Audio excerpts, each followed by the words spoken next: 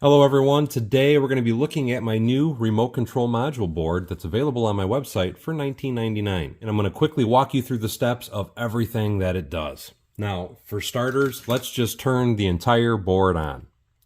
Now that we have all the lights on, let me show you the basic effects of what we can do with them. Number one, we can brighten and dim the lights. So you can see that's the dim solution. That's the bright solution. We can blink the lights. And this is a very slow blink, but we can turn it up to where it's slightly quicker. That is the highest blink setting it does.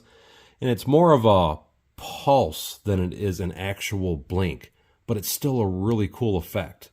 The next thing we can do is the flash sequence. Now with the flash, it literally just comes straight on and straight off. But we can make that effect go really slow,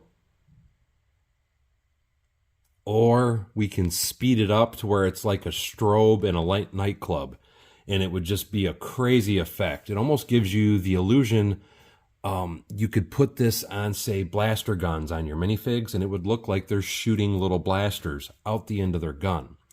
But that's not the coolest thing, because what we can do is we can individually control each and every one of these channels. This is A, B, C, and D, how I have them plugged into the board, because we have a total of 4 outputs that we can control. And this little input here, that is our 5 volts in, which comes from our USB power supply. Anyway, to select number 1, or A, we're going to hit A until we turn it off. And now we're going to hit A again so it's on. And we're just going to leave that one solid on, just to show you that you can control each and every output in a different manner and fashion.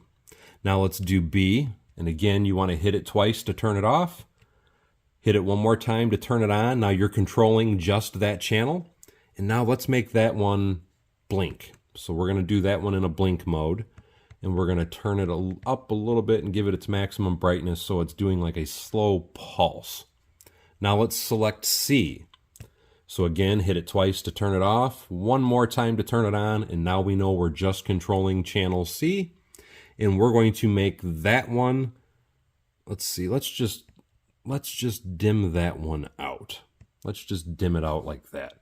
And then we'll leave the last one, which is D. Let's go back to that. Again, twice to turn it off, one more to turn it on, so we know that we are controlling that light. And then we can take and we'll put that back to the quick strobing effect, but we'll change it so it's not so fast. So you can do these in any single order. You can change it to where they're all doing the exact same thing. You can change it to where each one does a different thing like I have here. We can even just simply turn the entire board off, turn the entire board on.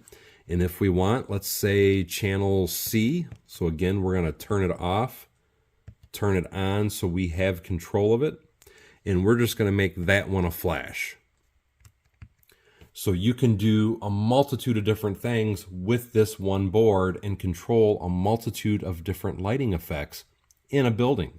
You could even have it to where different rooms, say, turn on and off. Or you can just physically come over and say, if each one of these was a room in your building, let's just say we're going to turn off number A. So we'll just turn that one off, and we want to leave that light off for a while. And let's turn off C again. And now you just have those 2 lights on. So anyway, this is, to me, a great tool. It's a great effects board, because a lot of places they sell the dimming board that you have to buy if you want your lights to dim. You have a flashing board if you want to buy your lights to flash. If you want to remote control it, you have another remote control board just to turn stuff on and off. And with this board, you are doing everything. So if you want an awesome control board that can control multiple lights in your Lego city, this is going to be the guy for you. Again, this is powered with a USB power supply. So we have 5 volts coming in. And just to give you some requirements, I recommend not exceeding a total of 0.5 amp on the load. With the 0.5 amp, what that works out to is about 50 LEDs. So if you split up 50 LEDs between all these outputs, you should be doing great. And 50 LEDs, let me tell you, is a lot of LEDs. But again, half an amp on the input, so you have a total of 50 LEDs that you can control on the outputs, just simply by using control boards, expansion boards, and other LED lights. Anyway, I hope you enjoyed this video, and I hope you enjoy this product.